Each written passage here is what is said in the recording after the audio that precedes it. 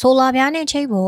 ့ဘက်ထရီအိုးနဲ့ချိတ်ဖို့လျှက်စစ်မီမလွယ်တဲ့ဒေတာလူတွေအသုံးများတဲ့ရည်တင်ဆက်အကြောင်းဆိုလာပြားနဲ့ချိတ်သုံးမဲ့သူတွေအတွက်ဆိုလာပြားဘလောက်ဝက်နဲ့သုံးရမလဲဆိုတဲ့အတွက်နည်းလေးအားလုံးပဲမင်္ဂလာပါဗျ Bridge Tech App ပေါင်းကူရ channel မှာကြိုဆိုလိုက်ပါတယ်ဗျမိတ်ဆွေတို့အိမ်သုံးလုပ်ငန်းသုံးအတွက်စက်ပစ္စည်းတွေဝယ်ယူရမှာအထောက်အကူဖြစ်စေမယ့်ဗဟုသုတလေးတွေကို technical terms လေးနဲ့မဟုတ်ပဲမိတ်ဆွေတို့နားလည်ရလွယ်ကူစေမယ့်ရှုထောင့်ကနေစီစဉ်တင်ဆက်ပေးနေတဲ့ channel လေးပဲဖြစ်ပါတယ်ဗျဒီနေ့မှာတော့ဘက်ထရီအိုးတွေဆိုလာပြားတွေနဲ့ချိတ်သုံးလို့ရတဲ့ DC 12V ရေမြုံမော်တာလေးတွေနဲ့ပတ်သက်ပြီးဆိုလာပြားဘလောက်ဝက်နဲ့တွဲသုံးလို့ရမလဲဆိုတဲ့နည်းတွေဘက်ထရီအိုးနဲ့ချိတ်ဆက်အသုံးပြုနည်းတွေအပြင်ဈေးကွက်ထဲမှာရှိတဲ့များပြားလာတဲ့ရေမြုံမော်တာတွေထဲကနေမှဘလို့ရွေးချယ်ဝယ်ယူရမလဲဆိုတဲ့နည်းလမ်းလေးတွေကိုမိတ်ဆွေတို့နားလည်ရလွယ်ကူစေမယ့်ပုံစံနဲ့စီစဉ်တင်ဆက်ပေးမှာပဲဖြစ်ပါတယ်ဗ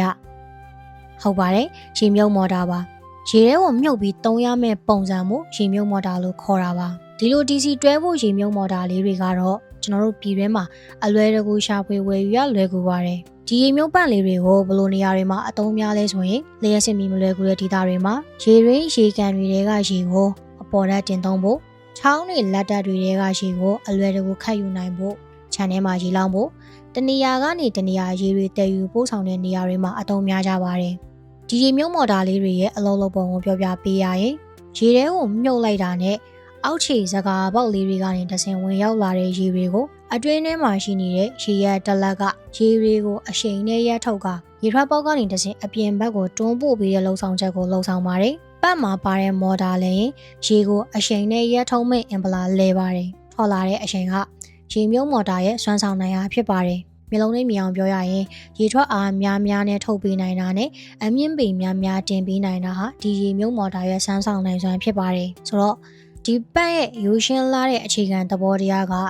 မော်တာအားကြီးရင်မော်တာကောင်းရင်ရေများများထွက်နိုင်မယ်အမြင့်ပေများများတင်နိုင်မယ်ဒါကရှေ့မှာလုံးမဲ့ရေမြုံမော်တာရဲ့စွမ်းဆောင်နိုင်စွမ်းပါဒီပတ်ကိုလေပတ်အသုံးပြုနိုင်ဖို့အတွက်ကလည်းနောက်မှာလိုအပ်တဲ့ supply ကလည်းပေးရပါသေးတယ် DC 12V ပန့်ဖြစ်တဲ့အတွက် DC 12V ပေးရမှာပါ DC 12V ပေးရတဲ့နေရာမှာ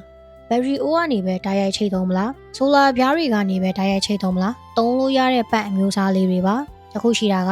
ပန့်အတွက်ပိုပြီး safety ဖြစ်ချင်နေဆိုရင် controller ခံသုံးတာပိုကောင်းပါတယ်ဆိုလာပြားနဲ့ချိတ်သုံးမဲ့သူတွေအတွက်ဆိုလာပြားဘလောက်ဝက်နဲ့သုံးရမလဲဆိုတာကိုအလွယ်ဆုံးတွက်နည်းရှိပါတယ်မိတ်ဆွေတို့က180 ဝက်အားရှိတဲ့ရေမြုံမော်တာကိုသုံးမယ်ဆိုရင်သုံးမဲ့ဝက်အားရဲ့နှစ်ဆဖြစ်တဲ့360 ဝက်400 ဝက်အားရှိတဲ့ဆိုလာပြားတွေနဲ့ချိတ်သုံးလို့ရနိုင်ပါတယ်ဘာလို့နှစ်ဆနဲ့မြောက်ရတာလဲဆိုတာကိုအကြမ်းမြင်နားလည်ရလွယ်ကူအောင်ပြောပြပေးရရင်မော်တာပန့်တွေမှာ starting လုပ်ရှိပါတယ်စက်တစ်ခုကို power on လိုက်တဲ့အချိန်မှာခဏတာဆွဲသွားတဲ့လျှက်စစ်အား inrush current ကမော်တာပုံမှန်အလုံးလုံးနေချိန်ထက်ပိုများတတ်ပါတယ်ဒါကြောင့် power supply တွေကိုစတင်ချိန်မှာလိုအပ်တဲ့အမြင့်ဆုံး current ကိုခံနိုင်ရရှိအောင်ရွေးချယ်ထားရပါတယ်ဒီလိုဆက်အသေးလေးတွေကတော့နှစ်ဆလောက်ကန်တွက်ပြီး supply 3နိုင်ရင်ကိုအဆင်ပြေပါပြီဆိုတော့ဆိုလာပြားဘလောက်ဝက်သုံးရမလဲဆိုရင်သုံးမဲ့မော်တာဝက်ကိုနှစ်ဆကန်မိုးတဲ့ဝက်အားအတိုင်းတက်ဆင်အသုံးပြုလို့ရနိုင်ပါတယ်။ဥပမာမော်တာ180ဝက်ဆိုရင်ဆိုလာပြား350 400ဝက်နဲ့အထက်မော်တာ300ဝက်ဆိုရင်ဆိုလာပြား600ဝက်နဲ့အထက်မော်တာ400ဝက်ဆိုရင်ဆိုလာပြား800ဝက်နဲ့အထက်ပါ။ပန့်က12V ပန့်ဖြစ်တဲ့အတွက်ထွက်လာတဲ့ volt ကတော့12V တော့ဖြစ်မှရမှာပါ။ဘက်ထရီအိုးနဲ့သုံးမဲ့မိတ်ဆွေတွေအတွက်လည်းပြောပြပေးပါမယ်။ကျွန်တော်ဒီပန့်လေးတွေကို12V ဆိုင်ငယ်ဘက်ထရီအိုးနဲ့ဆန်းသုံးပါတယ်။ပြောချင်တာက12V အိုးကိုဟိုတစ်သေးလေးဆိုင်ငယ်အိုးလောက်လေးနဲ့သုံးရင်တော့ပန့်ကရေထွက်တယ်ရေတတ်တယ်တွဲဖို့ဆိုင်ငယ်အိုးလေးပဲဆိုတော့ဘက်ထရီအိုးအားရှိတဲ့လောက်လေးပဲရေတင်လို့ရမှာပါဘက်ထရီအားရော့လေရေထွက်နှုန်းရေတက်နှုန်းတွေရော့လေးပါပဲမော်တာကိုပေးနေတဲ့ DC 12V supplier ကောင်းမှရှေးကရေထုတ်ပေးနိုင်စွမ်းတွေကလည်းကောင်းပါပါဘက်ထရီမှာကတိတ်ဆိတ်ပူကြမရှိပါဘူးအနေနဲ့ကြိုးမှန်အောင်တက်ရမယ် DC 12V ဖြစ်ရမယ်ကျန်တာကအားကောင်းရင်ကောင်းသလောက်ရေများများထွက်မယ်အမြင့်ပေများများတင်လို့ရမယ်ဒါပါပဲဗျဒီနေရာမှာတခုပြောချင်တာကတက်ဆင်အသုံးပြုချိန်မှာလွဲမားလေးရှိတဲ့ကြုံရလေးရှိတဲ့အချက်တစ်ချက်ရှိပါတယ်ဆိုလာပြားနဲ့ပဲ33ဘက်ထရီနဲ့ပဲ33ကြုံရလေးရှိတာပါဝါယာကြိုးတွေတက်ဆင်အသုံးပြုခြင်းမှာရေအောက်အနက်အခြေအနေရဲ့ဘက်ထရီအိုးနဲ့ပန်းနဲ့ကြားကအကွာအဝေးတွေကြောင့်ဝါယာကြိုးတွေဆွဲတတ်တဲ့အချိန်မှာဝါယာကြိုးတုတ်တာနဲ့ဝါယာကြိုးအရှိကြီးတွေဆွဲကြရင်အနောက်ကနေဘက်ထရီအိုးဘလောက်ကြီးတာပဲ33အိုးကလာတဲ့အားတွေ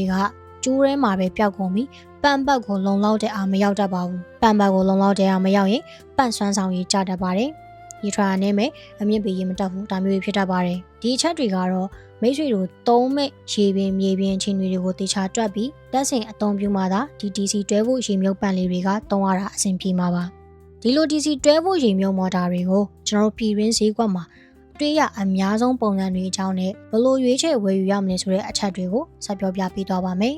DC တွဲဖို့ရေမြုပ်မော်တာတွေကတစိမ့်အမျိုးမျိုးပုံစံအမျိုးမျိုးနဲ့ကိုရှိတာပါဒီထဲမှာမိတ်ဆွေတို့အတွက်အဓိကထားဝယ်ယူရမှာကမော်တာဝက်အားနဲ့ဆွမ်းဆောင်နိုင်စွမ်းရေထွက်လက်မဆိုင်နဲ့မော်တာအောက်ခြေအထိုင်ပုံစံမှာမော်တာဝက်အားနဲ့ဆွမ်းဆောင်နိုင်စွမ်းတွေကိုပတ်မှာရေးထားတဲ့ name plate ပြကိုကြည့်ပြီးအကြံဉာဏ်သိနိုင်ပါတယ်နမူနာပြောရရင်ဒီပတ်လေး3ကိုရှင်းကြည့်လိုက်မယ်မိတ်ဆွေတို့အတွက်လိုအပ်မဲ့အရေးကြီးတဲ့အချက်3ချက်ကိုပဲဆွဲကြည့်လိုက်မယ်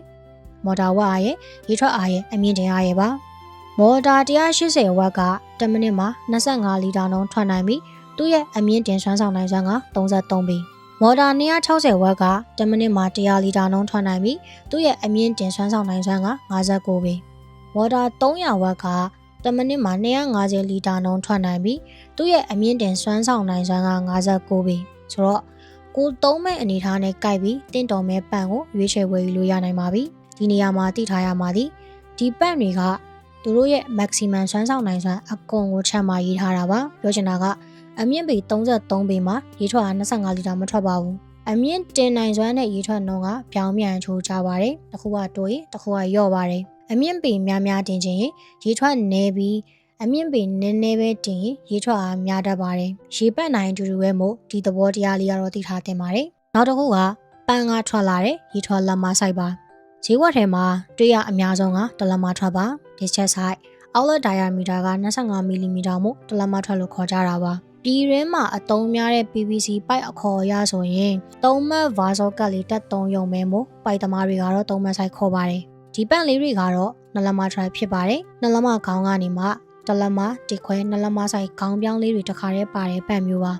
ဒီပန့်တွေကိုတော့ခြံနဲ့ရေဖြန်းဖို့ရေပေးဖို့ရေထွက်အားများများနဲ့အချိန်ခဏအတွင်းအမြန်ရေပေးနိုင်တဲ့နေရာတွေမှာသုံးတာများပါတယ်မိတ်ဆွေတို့တက်ဆင်တွေ့တန်းပြီးအသုံးပြုမဲ့အခြေအနေပေါ်မူတည်ပြီးဒီပိုက်ဆိုင်တွေကိုကြည်ဝယ်လို့ရနိုင်ပါတယ်နောက်ဆုံးတစ်ချက်ဖြစ်တဲ့မော်တာအောက်ခြေအထိုင်ပုံစံတွေကိုကြည့်ပြီးဝယ်ယူနိုင်ဖို့ပြောပြပေးသွားပါမယ်ကျွန်တော်ပြည်ရင်းမှာတွေ့ရများတဲ့ပုံစံတွေကအောက်ခြေမှာ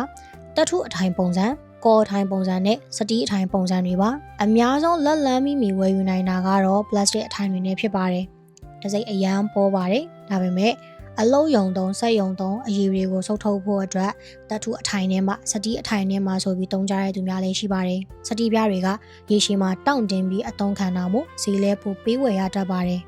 ဆိုတော့အခုပြောပြပေးသွားတဲ့အချက်လေးတွေကမိတ်ဆွေတို့ DC တွဲဖို့ရေမြုပ်မော်တာလေးတွေဝယ်ယူသုံးစွဲကြရမှာအထောက်အကူဖြစ်လိမ့်မယ်လို့မျှော်လင့်မိပါတယ်ကျွန်တော်ရဲ့ Bridge the Gap ပေါင်ကူရ channel လေးကမိတ်ဆွေတို့ဆက်ပစ္စည်းတွေဝယ်ယူရမှာတောင်းတနေရာကနေအကျိုးဖြစ်စေမဲ့ဗဟုသုတလေးတွေကိုစီစဉ်တင်ဆက်ပေးနေတဲ့ channel လေးပဲဖြစ်ပါတယ်မိတ်ဆွေတို့သိရှိလိုတာများရှိရင်လည်းမေးမြန်းထားခဲ့လို့ရပါတယ်အခုလိုဗီဒီယိုဆုံးဖြတ်ကြည့်ရှုပေးရတဲ့အတွက်လည်းကျေးဇူးအများကြီးတင်ပါတယ်ဗျ like and subscribe လေးလုပ်ပြီးတော့ဖို့လည်းမမေ့ပါနဲ့ခင်ဗျာ